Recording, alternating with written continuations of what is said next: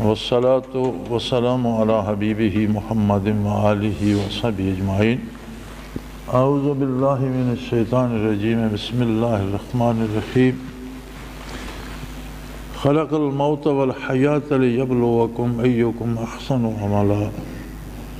اللہم سبحانک لا علم لنا الا ما علمتنا انک انت العلیم الحکیم۔ مولا یا صلی وسلم دائما ابدا علی حبیبک من زانت بہ القلوب۔ ارشاد باری تعالی ہے کہ اس خالق کائنات نے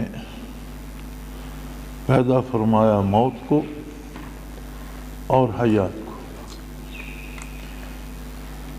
لیبلوکم، تاکہ تمہیں آزمائے، تمہارا امتحان ہو، ایکم احسن عملا، تم میں سے بہترین عمل کس کے ہیں، کون اچھے اعمال کرتا ہے۔ اس آیہ کریمہ نے انسانی زندگی کا پورا مقصد اور مفہوم بیان فرما دیا۔ قرآن کریم کی ترتیب بیان میں موت کو پہلے رکھا گیا، حالانکہ واقعتاً پہلے زندگی ہوتی ہے اور پھر موت۔ کسی بزرگ کا بھائی فوت ہو گیا اور لوگ جو افسوس کرنے گئے یا فاتحہ کے لیے گئے تو لوگوں کی عادت ہوتی ہے، تو کسی نے ان پہ سوال کر دیا کہ انہیں ان کی موت کا سبب کیا تھا، کیا ہوا، کس وجہ سے مر گئے۔ اس بزرگ نے فرمایا ان کی موت کا سبب ان کی زندگی تھی، چونکہ وہ زندہ تھے اس لیے انہیں مرنا تھا۔ تو موت کا سبب خود حیات ہی کافی ہے، جب زندہ ہے تو موت کے دروازے سے گزرے گا۔ لیکن قرآن حکیم نے بیان میں موت کو اس لیے مقدم رکھا کہ موت اتنی یقینی ہے کہ زندگی سے زیادہ اعتبار ہے اس کا۔ زندگی کو تو ہم دیکھ رہے ہیں اور ہمیں زندگی پہ اعتماد ہے، تو فرمایا اس زندگی سے زیادہ یقینی ہے موت۔ لیکن کیا موت زندگی کا خاتمہ ہے؟ موت کو سمجھا ہے غافل اختتام زندگی، ہے یہ شام زندگی صبح دوام زندگی۔ موت زندگی کا خاتمہ نہیں ہے، موت زندگی کی صورت بدل دیتی ہے، حیات کا عالم بدل دیتی ہے۔ ہم زندہ ہیں عالم دنیا میں، موت ہمیں عالم برزخ میں لے جاتی ہے، عالم بدل جاتا ہے، احکام بدل جاتے ہیں۔ دنیا میں بذات مکلف بدن ہے، روح اس کے تابع ہے۔ ہمارا ایمان ہے کہ روح ہے، لیکن اس کے علاوہ ہمارے پاس کوئی ثبوت نہیں ہے۔ میڈیکل سائنس نے برسوں کیا صدیوں سر پٹکا کہ کوئی اس کا ایسا طبیعیاتی یا میڈیکل جو ہے ثبوت ہونا چاہیے کہ زندگی ہے۔ اب جب آ کر اعضاء کی پیوند کاری شروع ہوئی اور مرنے والے کے اعضاء زندوں میں لگائے جانے لگے، آنکھوں کا عطیہ دے دیا، اب مرنے والے کی آنکھ زندہ آدمی میں لگائی تو آنکھ دیکھ رہی ہے، تو اس پر سائنس نے اس سے یہ نتیجہ اخذ کیا کہ کوئی چیز ایسی تھی جو مرنے والے سے چلی گئی یا نفی ہو گئی، چونکہ اگر اس کے بدن میں قصور ہوتا تو یہ آنکھ دوسرے بدن میں بھی نہ دیکھتی۔ اس بدن میں وہ چیز ہے جو اس کو استعمال کرتی ہے، اس بدن سے وہ چیز رخصت ہو گئی جو اسے استعمال کرتی تھی، اس لیے وہاں یہ آنکھ بند ہو گئی، یہاں یہ آنکھ دیکھ رہی ہے۔ تو اس طرح سے میڈیکل سائنس کو ایک ثبوت ملا کہ بدن کے علاوہ اس کے اندر کوئی ایسی چیز ہے جسے روح کہیں، کچھ بھی کہہ لیں، لیکن کچھ ہے صحیح۔ ہمارا ایمان اللہ کی کتاب اور اللہ کے نبی صلی اللہ علیہ وسلم کے ارشادات پر ہے۔ اللہ کی کتاب بھی ہمارے پاس نبی علیہ السلام کے ارشادات کی صورت میں پہنچی۔ آپ ہی نے بتایا کہ میری یہ بات جو ہے یہ کتاب اللہ ہے، یہ اللہ کی بات ہے، لیکن حضور کی زبان حق ترجمان سے ادا ہوئی، اور آپ کے ارشادات صلی اللہ علیہ وسلم اسی کتاب کی ساری تفصیل ہے۔ سو نبی علیہ السلام کا ارشاد ہے، حدیث شریف کا مفہوم ہے کہ جب قیامت قائم ہوگی اور مخلوق جمع ہوگی تو ساری مخلوق کے سامنے ایک دمبے کی شکل کا کوئی ایک جانور لایا جائے گا اور اعلان کیا جائے گا کہ سب دیکھ لو یہ موت ہے، اور پھر اس کو ذبح کر دیا جائے گا اور اعلان کر دیا جائے گا کہ آج کے بعد کسی کو موت نہیں آئے گی۔ جو جنت میں جائے گا وہ بھی ہمیشہ رہے گا، اور جو دوزخ میں اور آگ کی نظر ہوگا رہنا اسے بھی ہمیشہ ہے، موت اسے بھی نہیں آئے گی۔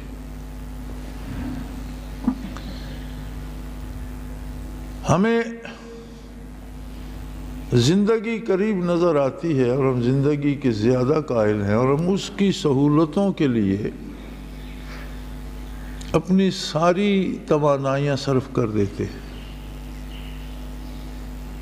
اللہ کریم نے اس سے منع نہیں فرمایا، بلکہ فرمایا خلق لکم ما فی الارض جمیعا، جو کچھ روئے زمین پر ہے تمہاری خاطر پیدا کیا گیا، تم اسے استعمال کر سکتے ہو، لیکن استعمال کے اور حاصل کرنے کے طریقے اور سلیقے مقرر فرما دی۔ اچھا مکان بناؤ اسلام منع نہیں کرتا، اچھی گاڑی رکھو منع نہیں کرتا، اچھا لباس پہنو منع نہیں کرتا، اچھا کھاؤ اچھا پیو منع نہیں کرتا، لیکن اچھا کھانے پہننے کے لیے وسائل متعین ہیں۔ دوسرے کا حق چھین کر مت کھاؤ، اپنی محنت سے کماؤ اور کھاؤ، جائز طریقے سے رزق حاصل کرو، جائز وسائل سے رزق مہیا کرو اور کھاؤ۔ پھر اسلام کا تصور حیات اور صلاحیت عمل اپنا ایک خاص رخ رکھتی ہے۔ آج کے افراتفری کے دور میں تو شاید اسے سمجھنا بھی مشکل ہے۔ اسلام نے جو رخ دیا ہے حیات کا وہ یہ ہے، کنتم خیر امہ، تم تمام امتوں سے بہترین امت ہو۔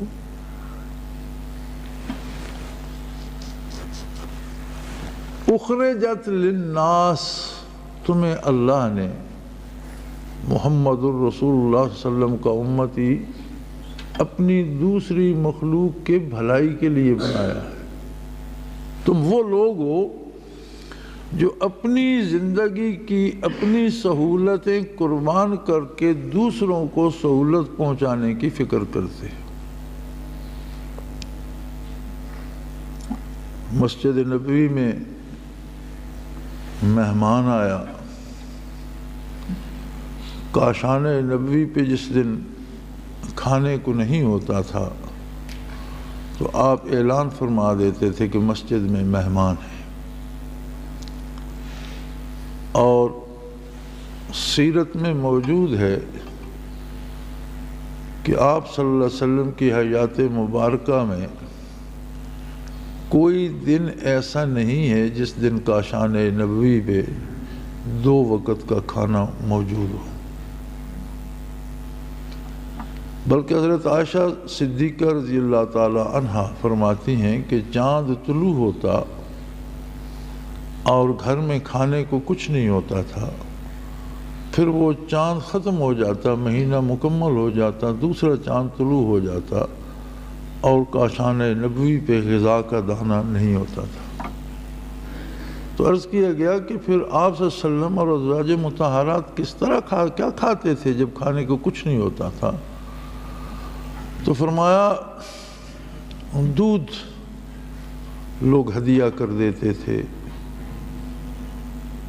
اور اس پہ گزارا ہوتا تھا، یا کبھی کوئی کھانا خدمت عالی میں پیش کر دیتا تھا اور اس طرح گزارا ہوتا تھا۔ خود کا شان نبوی پہ کوئی چیز نہیں ہوتی تھی، اور کوئی دن ایسا نہیں ہے کہ کسی دن 2 وقت کا کھانا موجود ہو۔ تو ایسی صورت میں جب مہمان آ جاتا تو حضور مسجد میں اتنا ارشاد فرما دیتے تھے کہ آج مہمان بھی ہے۔ اب لوگوں کو شوق ہوتا تھا، صحابہ کرام چاہتے تھے کہ یہ سعادت میرے حصے میں آئے، بڑھ چڑھ کر حصہ لیتے تھے۔ تو ایک صحابی نے عرض کی، یا رسول اللہ آج اللہ کا مہمان میرے ساتھ جائے گا، میرے گھر جائے گا۔ اب ان کا اپنا عالم یہ تھا کہ 2 میاں بیوی تھے اور 1 بندے کا کھانا تھا۔ گھر میں اتنا آٹا تھا کہ 2 چپاتیاں بنے جس سے 1 بندے کا پیٹ بھر سکے، اور 2 میاں بیوی تھے، دونوں نے کھانا تھا، ساتھ مہمان کو بھی لے گئے۔ اب بیوی سے مشورہ کیا کہ مہمان بھی ہے تو کیا کیا جائے؟ انہوں نے کہا بھئی دیا بجھا دیتے ہیں، مہمان سے کہیے کہ پردے کی وجہ سے ہم نے روشنی گل کر دی، کھانا سب اکٹھا کھائیں گے، میری بیوی بھی، میں بھی، آپ بھی، تو ہم دونوں صرف روٹی کو ہاتھ لگا کر منہ چباتے رہیں گے، مہمان کھا لے گا۔ اسے کیا پتا ہے کہ روٹیاں کتنی ہیں اور یہ کھا رہے ہیں یا نہیں۔ تو انہوں نے دیا بجھا دیا اور مہمان سے کہا کہ اندر ہی بیٹھ کے مل کے سارے کھاتے ہیں۔ وہ دونوں صرف اس کو ہاتھ لگا کر اس طرح کرتے رہے کہ کھانا کھا رہے ہیں۔ مہمان نے کھانا کھا لیا تو ارشاد فرمایا گیا، قرآن کریم میں موجود ہے کہ یُؤْثِرُونَ عَلَىٰ أَنفُسِهِمْ وَلَوْ كَانَ بِهِمْ خِصَاصَةٌ، خود ضرورت مند ہوتے ہوئے اپنی ضرورت چھوڑ دیتے ہیں اور دوسرے کی ضرورتیں پوری کرتے ہیں۔ اسلام کا تصور حیات یہ ہے کہ مسلمان اپنے ارد گرد، اپنے معاشرے، اپنے ساتھ رہنے والے لوگوں اور جہاں تک اس کا تعلق اور واسطہ، ان سب کی فکر کرے کہ کوئی کیسے جی رہا ہے، کس کو کیا تکلیف ہے اور میں اس کے کس کام آ سکتا ہوں۔ اپنی زندگی کی بقا بھی ضروری ہے، ضرور کھائے، اچھا کھائے، لیکن صرف اپنی فکر نہ کرے، اپنے ساتھ دوسروں کی فکر بھی کرے۔ آج ہم جس مصیبت میں گرفتار ہیں، خواہ وہ مصیبت دہشت گردی کی صورت میں ہو، خواہ وہ چوری اور ڈاکے کی صورت میں ہو، خواہ وہ قید سالی کی صورت ہو، خواہ مہنگائی کی صورت ہو، خواہ نا انصافی کی صورت، یہ ساری وہ مصیبتیں ہیں جو ہم پر مسلط ہیں اور جنہیں ہم بری طرح محسوس بھی کر رہے ہیں، جن کا ہمیں شکوہ بھی ہے۔ لیکن سوچنا اور دیکھنا یہ ہے کہ ہر مرض کا کوئی سبب ہوتا ہے۔ سر میں درد ہے تو اس کے مختلف اسباب ہو سکتے ہیں، کسی کو بخار ہو گیا تو اس کے کئی سبب ہو سکتے ہیں، اور جو معالج ہوتا ہے وہ سبب تلاش کرتا ہے بیماری کا اور اس سبب کو روکنے کی کوشش کرتا ہے، تب بیماری رکتی ہے، صحیح ہوتی ہے، صحت درست ہوتی ہے۔ ہم نے کبھی یہ سوچنے کا تکلف کیا کہ یہ اتنی ساری مصیبتیں صرف ہم پر کیوں؟ دنیا میں لوگ نفسہ نفسی جیتے ہیں۔ آپ مغرب میں دیکھ لیں، کوئی نہیں پوچھتا والدین کو بھی، کوئی نہیں پوچھتا اولاد کو۔ مغربی ممالک میں بچہ پیدا ہوتا ہے، بچہ ماں کے پیٹ میں ہوتا ہے تو اس کی وظیفہ یا ادویات یا اس کے لیے دودھ، یہ چیزیں حکومت کی طرف سے ملنا شروع ہوتی ہیں۔ پھر بچہ پیدا ہوتا ہے، اس کا وظیفہ مقرر ہو جاتا ہے، اس کے اخراجات سکول کے، دوائیوں کے حکومت برداشت کرتی ہے، اور جب وہ بالغ ہوتا ہے تو اس کے وظیفے بند ہو جاتے ہیں۔ تو میں نے وہاں یہ دیکھا ہے کہ بچوں کو بھی اور بچیوں کو بھی، جوان بچیوں کو بھی والدین یہ کہتے ہیں کہ جس کمرے میں رہتی ہو اس کا کرایہ اتنا ہے، اور جو کھانا کھاتی ہو اس کا بل اتنا ہے، اب تمہارا وظیفہ بند ہو گیا، اب اپنے خرچ کا اہتمام کرو، نہیں کر سکتے تو گھر سے چلے جاؤ، اور واقعی نکال دیتے، والدین کو نکال دیتے ہیں، بوڑھوں کو، اور اولڈ ہومز اور ایسے حکومت نے ادارے خیراتی بنائے ہوئے جہاں وہ پڑے رہتے ہیں۔ میں نے ایک دفعہ نیو یارک ایک خاتون سے پوچھا، نیو یارک 3-4 جزیرے ہیں نیو یارک جو ہے، اور درمیان میں سمندر ہے، تو ریلوے کے پل بھی ہیں، گاڑیوں کے پل بھی ہیں، متعدد پل ہیں، اور ایک جگہ جہاں زیادہ خلا ہے وہاں وہ اس طرح کی لگی ہوئی ہے ایک پوری بس، وہ کیبل وین کی طرح کی، وہ کیبل پہ چلتی ہے، اس کنارے سے چلی اس کنارے پہ لینڈ کر گئی، اوپر وہ کیبل لوہے کی لگی ہوئی ہے تار اس پہ۔ ویسے ہی خیال آ گیا چلو آج یہ کیبل انجوائے کرتے ہیں، تو ہم کیبل میں بیٹھ گئے، گاڑی ڈرائیور کو کہا کہ اگلے سرے لے جاؤ، تو ہم کیبل پہ آتے ہیں، تو کیبل آپریٹر ایک نوجوان خاتون تھی۔ تو میں نے اس سے پوچھ لیا کہ تمہارا کوئی آگا پیچھا ماں باپ کوئی ہے؟ کہنے لگی ماں ہے ایک، لیکن میں ماں کے ساتھ بہت ہمدردی کرتی ہوں اور ماں کا بڑا خیال رکھتی ہوں۔ بڑی عجیب بات ہے کہ اس معاشرے میں آپ ماں کا خیال رکھتی ہیں؟ ہاں، کہنے لگی میں جو پیسے مجھے کپڑوں کی دھلائی کے لیے دینے پڑتے ہیں وہ میں ماں کو دیتی ہوں، اور وہ میرے کپڑے دھو دیتی ہے، ماں کا بہت خیال رکھتی ہے۔ یعنی یہ بھی احسان تھا، ورنہ وہاں یہ بھی کوئی نہیں کرتا کہ بوڑھی ایسے تو ایسے نہیں دھلتے جیسے مشین دھو کر دیتی ہے۔ آپ آگے اندازہ لگا لیجئے کہ لوگ کس طرح جیتے ہیں، لیکن وہ لوگ تو رسول اللہ کی امت نہیں ہے،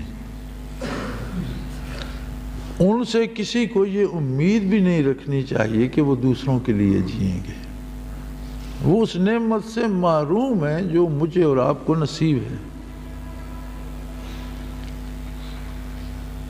ان سے یہ توقع رکھنا یا ان سے یہ اندازہ کرنا اور اس کا پھل بھی بھگتتے ہیں، پھر اگلے دن وہ بھی بوڑھے ہوتے ہیں اور ان کے ساتھ بھی ایسا ہی ہوتا ہے، ان کی اولادیں بھی ان کے ساتھ ایسا ہی کرتی ہیں۔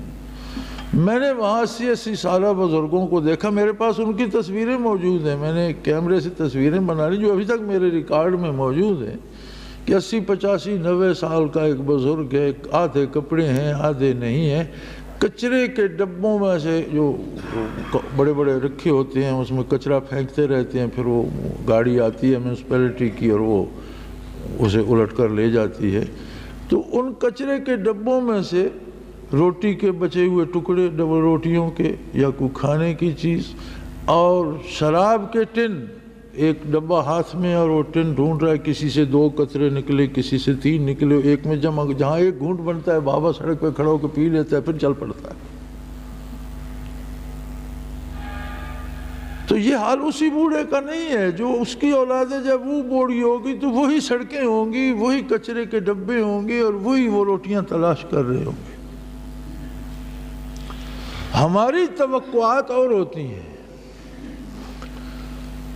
ہم جب بات کرتے ہیں تو ہماری توقعات یہ ہوتی ہیں کہ اللہ ہم پر اس طرح کرم فرمائے جس طرح صحابہ کرام پہ فرمایا کرتا تھا، ہمیں ہر میدان میں اس طرح فتح دے جس طرح اس نے صحابہ کرام رضوان اللہ علیہ مجمعین کو دی، ہماری مشکلات اس طرح سے حل ہوں جس طرح ان کی حل ہوتی تھی، لیکن ہم یہ نہیں سوچتے کہ وہ کیا تھے اور ہم ہیں کیا۔ نبی کریم صلی اللہ علیہ وآلہ وسلم کے پاس مدینہ منورہ ایک بادشاہ نے اپنے ماہر طبیبوں کی ایک ٹیم روانہ کی کہ وہاں رہ کر مدینہ منورہ کے لوگوں کی خدمت کرے گی، اور وہ 1.5-2 برس رہے، ایک بندہ بیمار نہیں ہوا جسے طبیب کی ضرورت پڑے۔ تو انہوں نے بارگاہ نبوی میں عرض کی کہ یا رسول اللہ ہم تو یہاں اپنے کام سے آئے تھے اور ہمیں تو اب طب بھولتی جا رہی ہے۔ تو آپ صلی اللہ علیہ وسلم نے متبسم ہو کر فرمایا کہ یہ لوگ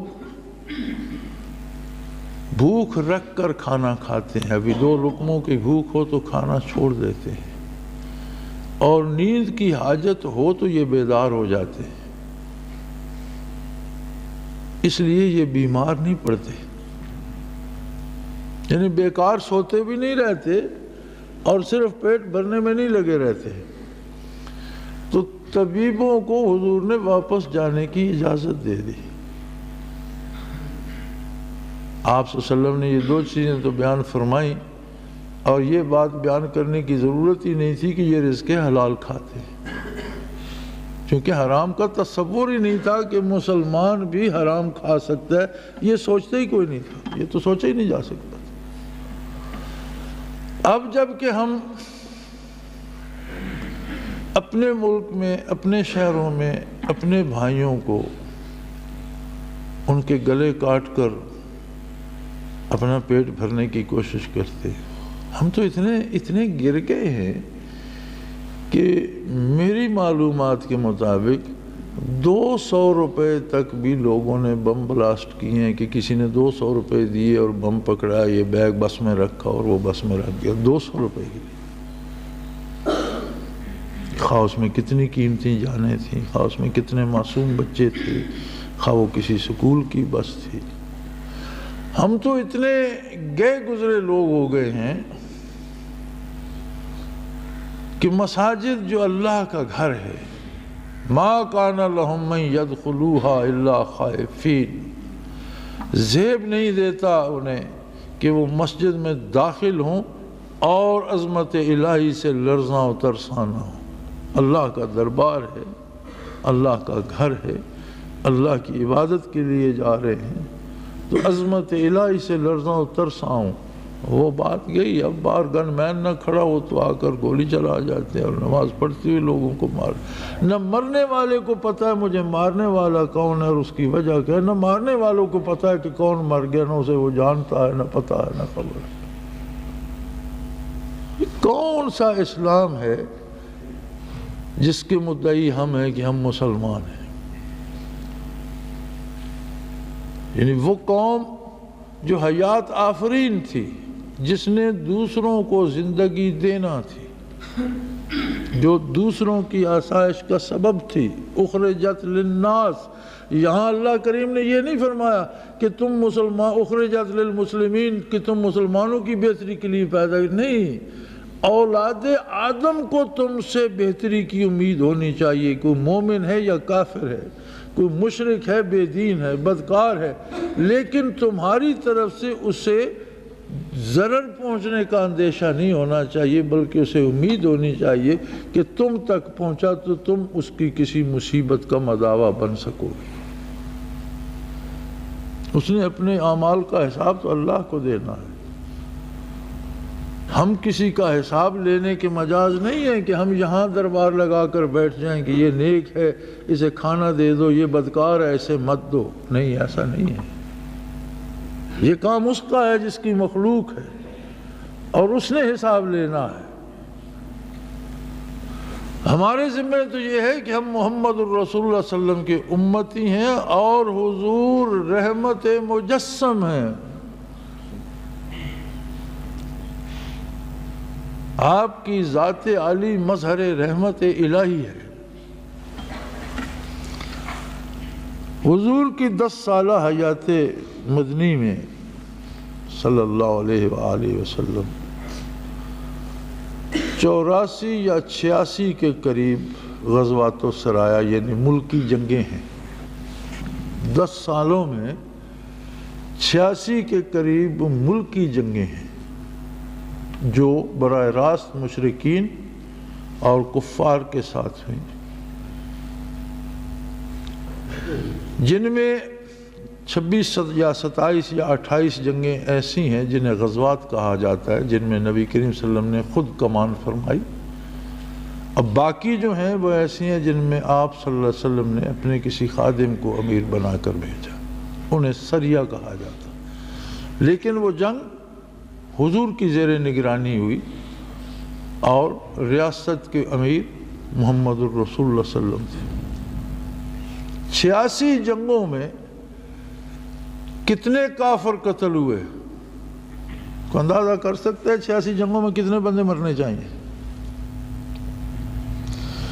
کافروں کے مقتولین کی تعداد 1018 ہے غالباً۔ 86 جنگوں میں 1018 کافر مارے گئے، کیونکہ بندے مارنا مطلوب نہیں تھا، انہیں ظلم سے روکنا مطلوب تھا۔ جو زیادہ دلیر اور زیادہ بدماش اور زیادہ زوراور ہوتے وہ آگے نکلتے، مارے جاتے، پچھلے اپنی برائی سے باز آ جاتے، درگزر کیا جاتا۔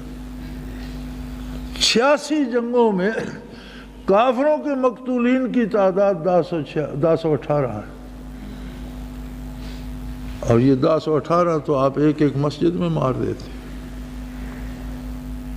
آج ہمارا مسلمانوں کا یہ عالم ہے کہ اتنے لوگ تو ہم ایک شہر میں یا ایک مسجد میں یا ایک محلے میں مار دیتے۔ تو بھی تفاوت راز کجاست و کجا، آپ فاصلہ دیکھیے اسلام کیا ہے اور ہم کیا کر رہے ہیں۔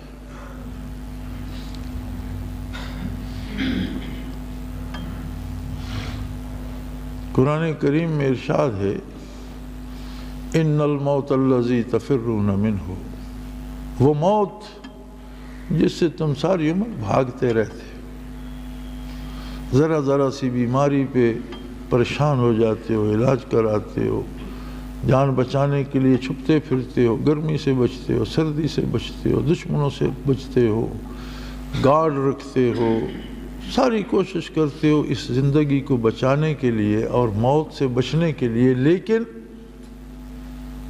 وہ موت جس سے تم بھاگتے ہو فَإِنَّهُ مُلَاقِيكُمْ، اس نے تم سے ملنا ہے، تمہیں جپھی ڈالنی ہے، گھبراؤ نہیں، وہ تم سے الگ نہیں رہے۔ فَإِنَّهُ مُلَاقِيكُمْ، وہ تمہیں جپھی ڈالے گی۔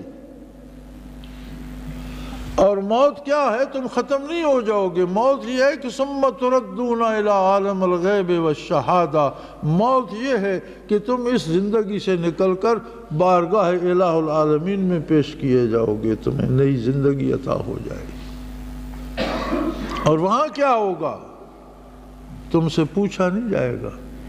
یُنَبِّئُکُم بِمَا کُنتُم تَعْمَلُونَ، تمہیں بتایا جائے گا کہ تم کیا رنگ لاتے رہے اور تم کیا کرتے رہے۔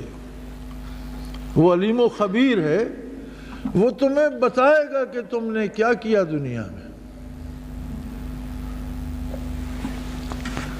ایک حدیث شریف میں ارشاد ہے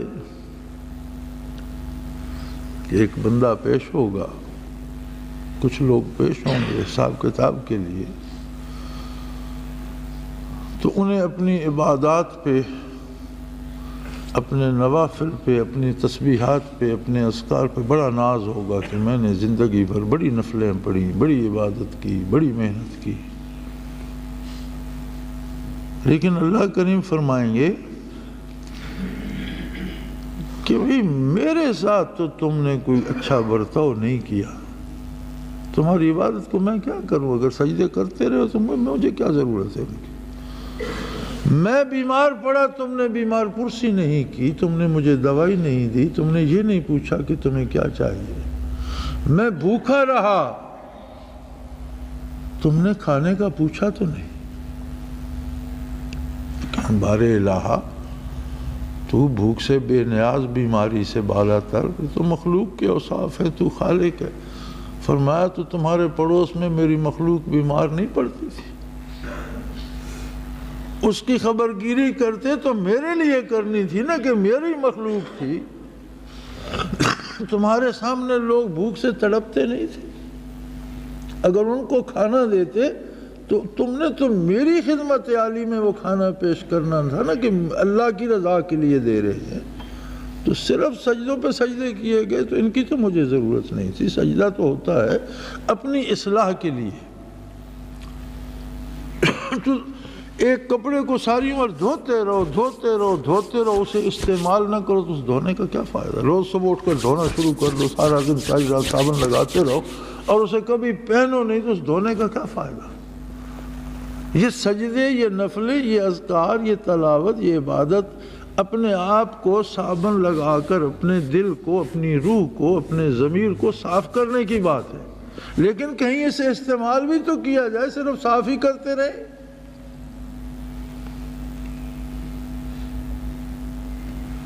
نبی علیہ السلام نے فرمایا، بخاری شریف میں موجود ہے کہ بنی اسرائیل کی ایک عابد و زاہد خاتون کو میں نے دوزخ میں دیکھا اور ایک بدکارہ کو، مومن تو تھی لیکن نیک نہیں تھی، اسے میں نے جنت میں دیکھا۔ صحابہ کرام نے عرض کی، یا رسول اللہ صلی اللہ علیہ وسلم، عجیب بات ہے کہ عابد و زاہد خاتون تھی وہ دوزخ میں، اور جو بدکارہ تھی اور نیک نہیں تھی وہ جنت میں۔ فرمایا کوئی عجیب نہیں ہے، جسے میں نے جنت میں دیکھا اس کا سبب پوچھا تو فرمایا گیا کہ یہ گزر رہی تھی اور پانی کا کنواں تھا اور اس ارد گرد جو پانی بھرنے والے بھرتے ہیں تو گرتا ہے، کیچڑ سا تھا، اور ایک کتا پیاس سے دم توڑ رہا تھا اور اس کیچڑ پہ زبان مار رہا تھا اور وہ بے جان سا ہو رہا تھا، اس میں اٹھنے کی سکت نہیں رہی تھی، اتنا پیاسا تھا۔ تو یہ چونکہ بڑی بن ٹھن کے رہتی تھی، بڑا قیمتی جوتا تھا، بڑا قیمتی لباس تھا، تو اس سے رہا نہ گیا، اس نے اپنا قیمتی دوپٹہ پھاڑ کر رسی بنائی، قیمتی جوتے کو باندھ کر کنویں میں لٹکایا اور تھوڑا تھوڑا پانی نکال کر اس کتے کے منہ میں ڈالتی رہی، اس کی زندگی بچا لی۔ فرمایا اللہ کریم کو اس کی یہ بات پسند آ گئی، گناہ معاف کر دیے اور جنت میں بھی۔ اور جو عابدہ اور زاہدہ جہنم میں تھی، فرمایا اس نے ایک بلی پال رکھی تھی، کسی کام سے گئی اور اسے اندر بند کر گئی اور اسے کئی دن لگ گئے، یہ واپس آئی تو بھوک پیاس سے مر چکی تھی، اس کے قتل کے جرم میں یہ جہنم میں بیٹھی کہ یا تو اسے چھوڑ دیتی، اللہ کی مخلوق تھی، اپنا رزق تلاش کرتی، یا اس کی روزی کا انتظام کرتی۔ بلی مارنے پر ساری عبادت کے باوجود دوزخ میں بیٹھی ہے، اور ایک کتے کو زندگی دینے پر وہ جو نیک نہیں تھی اللہ نے اسے بخش دی۔ اب ہم اپنا محاسبہ کریں کہ ہم صبح اٹھ کر کسی کی زندگی کے لیے سوچتے ہیں، یا جو اٹھتا ہے وہ یہ سوچتا ہے کہ میں دوسرے کا کتنا نقصان کر سکتا ہوں۔ مجھے حیرت ہوتی ہے اس بات پر کہ آدمی میں ایک لالچ تو ہوتا ہے کہ وہ اپنے لیے بہت سی چیزیں لینا چاہتا ہے، مومن کے لیے یہ بھی درست نہیں ہے، صرف اپنا نہ سوچے، دوسروں کا بھی سوچے۔ لیکن اگر کوئی لالچ کرتا ہے تو ایک بات تو سمجھ میں آتی ہے کہ اپنے لالچ میں، اب یہ جو کاوش ذہنی ہم سارا دن یہ سوچتے رہتے ہیں کہ اس کا نقصان کیسے ہو، اب اس کی کیا ضرورت؟ اگلے کا ہو نقصان یا نہ ہو، ہمارا ایک قومی وتیرہ بن گیا کہ صبح اٹھ کر سوچنا شروع کر دیتے ہیں کہ کس کس کا میں کیا کیا بگاڑ سکتا ہوں، کس کو کہاں سے نقصان پہنچا سکتا ہوں۔ جب ہمارا کردار یہ ہے تو نتائج تو کردار پر مرتب ہوتے ہیں۔ جب ہم فساد سوچیں گے یا فساد کریں گے تو ہمیں فساد بھگتنا بھی پڑے گا، ہمارے شہروں میں بھی فساد ہوگا، پھر اب تو وہ پہنچتے پہنچتے عبادت گاہوں اور مساجد تک پہنچ گیا، اور ہمیں ابھی تک ہوش نہیں آئی، ابھی تک ہم نے یہ سوچنا گوارا نہیں کیا۔ اب جس سے بات کرو وہ کہتا ہے جی اتنا 15 کروڑ آبادی ہے، مجھ ایک سے کیا فرق پڑے گا؟ میرے بھائی، میری ایک کی وجہ سے کسی کو ایک کانٹا چبھ رہا ہے تو کم از کم میں وہ کانٹا تو نہ چبھوں، وہ تکلیف تو اس کی ختم ہو جائے۔ اور اگر ہر آدمی اپنی اصلاح کی فکر کر لے تو 15 کروڑ بندے سدھر سکتے ہیں، لیکن ہم کرتے یہ ہیں کہ میں جو چاہوں کرتا رہوں، فلاں کو ایسا نہیں کرنا چاہیے، فلاں سارا دن ہم نصیحت یہ کرتے ہیں کہ تمہیں نہیں ایسا کرنا چاہیے، تمہیں نہیں کرنا چاہیے۔ کبھی ہم یہ بھی سوچیں کہ مجھے کرنا کیا چاہیے اور میں کر کیا رہا ہوں۔ کتنے دکھ کی بات ہے کہ نمازی ملتے ہیں، حاجی ملتے ہیں، مخیر حضرات ملتے ہیں، ایسا کوئی نہیں ملتا کہ وہ دکان پر بیٹھو اور جو بہت ہو وہ کرے، اس پہ یقین کر لیا جائے۔ کیا فائدہ؟ ایک بندہ ہر سال حج پہ بھی جاتا ہے، جب دکان پہ بیٹھتا ہے تو اس کا کردار یہ ہے کہ آپ اس سے جھگڑا کرتے ہیں، وہ 500 مانگتا ہے اور پھر 120 میں چیز بیچ دیتا ہے۔ ابھی 120 میں بھی تو اس نے منافع لیا، نقصان پہ تو نہیں بیچ رہا۔ تو کیا فائدہ ہے اس کردار کا؟ میرے بھائی، ہم سب کو مرنا ہے اور اللہ کے حضور پیش ہونا ہے۔ اس بات پہ نہ رہو کہ سارے برائی کر رہے ہیں میں بھی کرتا رہوں، نہیں، سارے اپنا بھگتیں گے، میں کم از کم اپنے آپ کو تو روک لوں۔ اور جب ہمارا قومی وتیرہ یہ ہو جائے گا کہ ہر فرد اپنی اصلاح کی فکر کرے تو انشاءاللہ سب کی اصلاح ہو جائے گی۔ اور جب تک ہم صرف دوسروں کو نصیحت کرتے رہیں گے کوئی فائدہ نہیں ہوگا۔ کتنے جمعے ہوتے ہیں پورے ملک میں، ایک ایک گاؤں میں کتنے جامع مساجد ہیں اور ہر جگہ بیان ہو رہا ہوگا، حاصل اس کا کیا ہے؟ گفتن نشستن دو گفتن دو برخاستن، بیٹھے باتیں سنی اور چلے گئے۔ تو میرے بھائی، حق یہ ہے کہ اپنے کردار پہ نظر رکھو، اور سب سے زیادہ تنقید خود آپ اپنی ذات پہ کیا کرو۔ پہلے اپنا محاسبہ کرو، اللہ تمہیں ایسا بنا دے گا کہ تمہارے ساتھ بیٹھنے والے بے شمار لوگ بھی مائل باصلاح ہو جائیں۔ اللہ تمہیں دوسروں کی اصلاح کا سبب بھی بنا دے گا، لیکن تب جب تم اپنی اصلاح کر سکو گے۔ اللہ کریم توفیق عطا فرمائے، ہمارے گناہوں سے درگزر فرمائے اور نیکیاں قبول فرمائے اور نیکی کی توفیق عطا فرمائے۔ وآخر دعوانا